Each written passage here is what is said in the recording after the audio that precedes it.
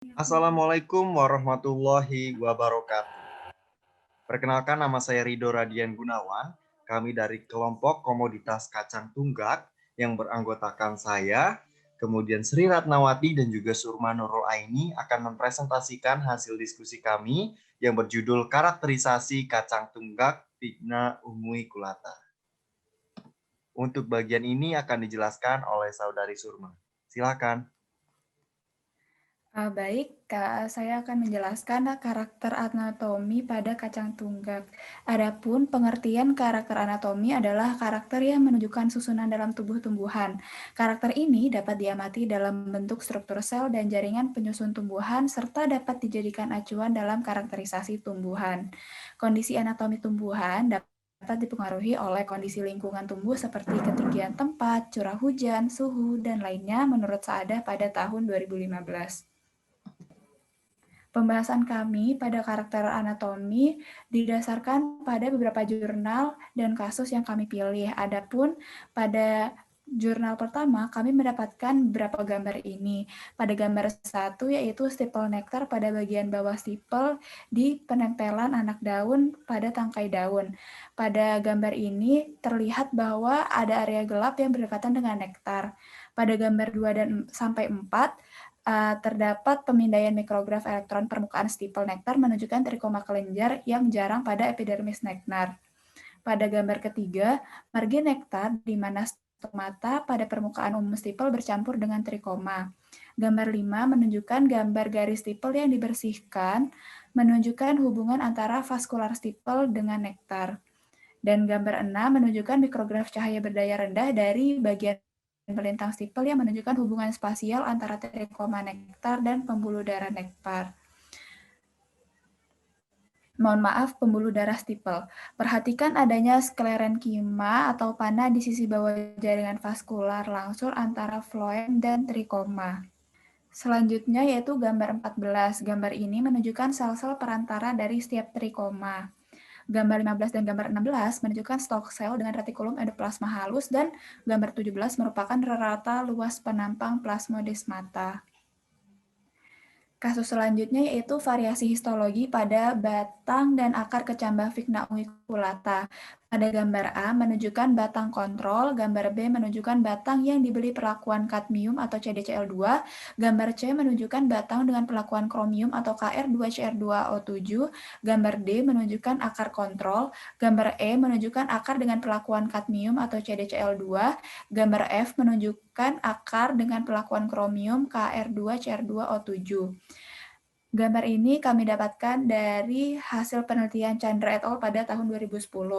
Berdasarkan gambar ini dapat kita simpulkan bahwa akar yang mendapat perlakuan kromium terlihat bahwa lapisan proliferasi dan korteks mengalami kerusakan. Namun, pada bagian stele akar masih terlihat normal. Jaringan batang dan akar pada perlakuan kadmium tidak terlihat efek yang signifikan. Data ini dapat digunakan untuk melihat ketahanan tanaman terhadap logam berat. Kasus selanjutnya yaitu kenampakan daun Vigna unguiculata saat terinfeksi bakteri Xanthomonas axonopodis dalam penelitian Carvalho et al. Pada 2011. Pada gambar tersebut menunjukkan hasil pengamatan menggunakan mikroskop SEM. Pada gambar A sampai F, kita dapat melihat hasil pengamatan pada anatomi kacang tunggak, dan pada gambar G sampai J, hasil pengamatan pada daun biji kacang tunggak pada waktu yang berbeda setelah inokulasi bakteri Xanthomonas axonopodis. Gambar A sampai B menunjukkan perubahan morfologi yang ditemukan pada glandular trikoma daun yang terinfeksi, serta gambar D sampai E menunjukkan perubahan yang terjadi pada stomata selama 6 sampai 48 jam setelah terinfeksi. Sedangkan gambar C adalah gambar glandular trikoma pada daun kontrol atau daun yang tidak terinfeksi. Gambaran kerusakan tutup glandular dapat diobservasi setelah 12 dan 40 jam setelah infeksi. Gambaran ini terlihat pada gambar A, yaitu gambar setelah 12 jam setelah terinfeksi, dan gambar B, yaitu gambar setelah 48 jam terinfeksi. Gambar D adalah gambar stomata pada daun yang terinfeksi setelah 48 jam. Gambar E adalah gambar stomata di mana bakteri kemungkinan besar dapat ditemukan di dalam pori stomata setelah 12 jam terinfeksi, dan gambar F adalah gambar stomata pada daun sehat dan daun kontrol. Gambar H menunjukkan stomata pada daun yang terinfeksi setelah bakteri Xanthomonas axonopodis menyebar dalam kurun waktu 24 jam. Hal ini ditandai dengan mencutnya ukuran sel. Gambar I menunjukkan glandular atau glandular trikoma pada daun yang terinfeksi, dan gambar J menunjukkan bagian selain glandular trikoma pada daun yang terinfeksi. Pada gambar di samping dapat kita lihat hasil pengamatan melalui mikroskop TEM pada daun kacang tunggak setelah inokulasi bakteri Xanthomonas axonopodis. Gambar A menunjukkan jaringan sponge atau parenkima pada tanaman kontrol. Gambar B menunjukkan sel mesofil setelah 48 jam bakteri menginfeksi tanaman. Gambar C menunjukkan kloroplas dari sel parenkima yang terinfeksi bakteri selama 48 jam. Gambar ini menunjukkan kerusakan pada grana dan tilakoid. Gambar D menunjukkan sel parenkima setelah 12 jam terinfeksi. Gambar E menunjukkan bakteri Xanthomonas axonopodis menempel pada permukaan daun setelah menginfeksi selama 48 jam.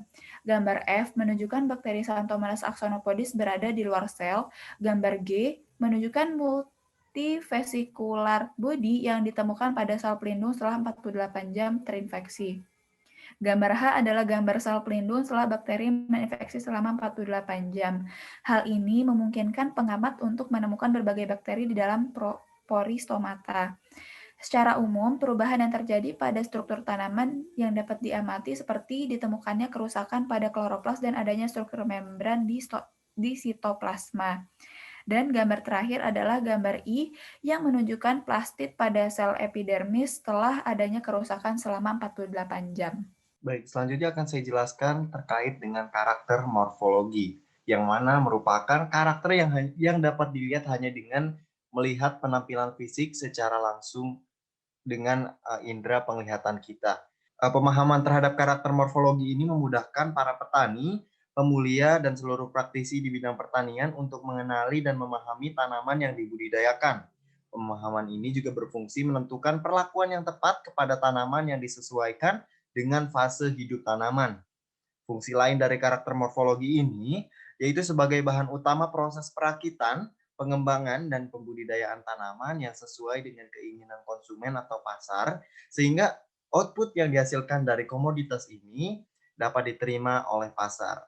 Berikut adalah karakter morfologi berdasarkan deskriptor UPOV tahun 2018. Di sini terdapat karakter tinggi tanaman, pengukuran daun, dan juga pengamatan polong. Untuk karakter tinggi tanaman sendiri dapat diukur dimulai dari titik tumbuh sampai dengan ujung daun di bagian apikal. Kemudian untuk pengukuran daun terukur dari bagian pangkal daun hingga ke ujung daun. Untuk lebarnya dari kiri dan kanan daun. Kemudian untuk pengamatan polong panjang polong dapat diukur dari ujung daun ke ujung lainnya, dan untuk lebarnya itu bisa diukur dari lebar polong itu sendiri, yaitu dari kanan ke kiri. Kemudian untuk polong di sini terdapat dua jenis, yaitu ada polong yang terpelintir dan juga ada polong yang tidak terpelintir. Selanjutnya adalah karakter morfologi berdasarkan UPOV yang lainnya, yaitu pengamatan terhadap biji, pengamatan pedicel, dan juga pengamatan terhadap pola warna biji. Untuk pengamatan terhadap bentuk biji ini, terdapat 3 bentuk, yaitu elip, dan juga kidney shape, dan juga curve, yang mana cara pengukurannya itu dilihat untuk pengukuran panjang, diukur dari ujung satu ke ujung yang lain, dan untuk pengukuran lebar dari bagian terkiri ke bagian terkanan. Begitupun untuk bentuk-bentuk yang lainnya.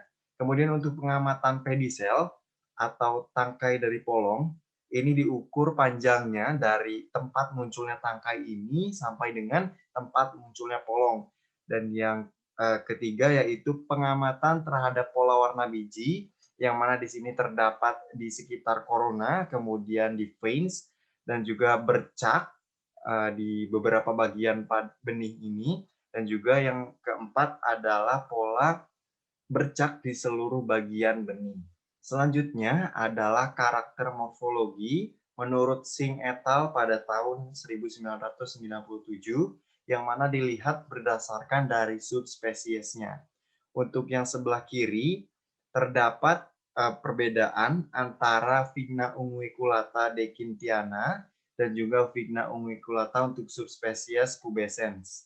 Kemudian yang di kanan atas ini terdapat Vigna unguiculata untuk protracta, kemudian di tengah ini ada Vigna unguiculata untuk subspesies tenuis, dan juga di sebelah kanan terdapat Vigna unguiculata untuk subspesies stenophylla. Dan berikut adalah kelima pembeda subspesies dari Vigna unguiculata.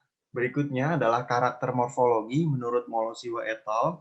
Pada tahun 2016, di mana terdapat beberapa karakter yang dibedakan menjadi dua, yaitu karakter kuantitatif dan karakter kualitatif. Untuk karakter kuantitatif, terdapat WHS atau weight of 100 seeds, seed length, pod length, seed number atau pod, kemudian ovules number atau pod. Untuk karakter kualitatif terdapat seed color, egg color, seed shape, seed texture, flower texture, and purple pigmentation pod. Untuk bagian ini akan dijelaskan oleh saudari Sri Ratnawati. Baik, untuk selanjutnya itu ada karakter biokimia. Jadi untuk karakter biokimia sendiri adalah karakter yang berhubungan dengan proses-proses kimia di dalam tubuh tanaman. Jadi untuk grafik yang pertama ini adalah menunjukkan kadar metabolit sekunder dari beberapa jenis kacang-kacangan. Nah, bisa dilihat dari kandungan fenolik pada kacang tunggak ini termasuk ke dalam kategori sedang di antara kacang-kacangan yang lain. Dan kandungan flavonoid pada kacang tunggak juga termasuk sedang menuju rendah jika dibandingkan dengan kacang-kacangan yang lain. Jadi bisa dilihat dari kacang tunggak ini untuk fenoliknya jauh lebih rendah daripada kacang panjang, namun untuk flavonoidnya lebih tinggi daripada kacang merah dan kacang buncis. Untuk karakter biokimia selanjutnya adalah pengukuran kadar air dan kadar asam fitat.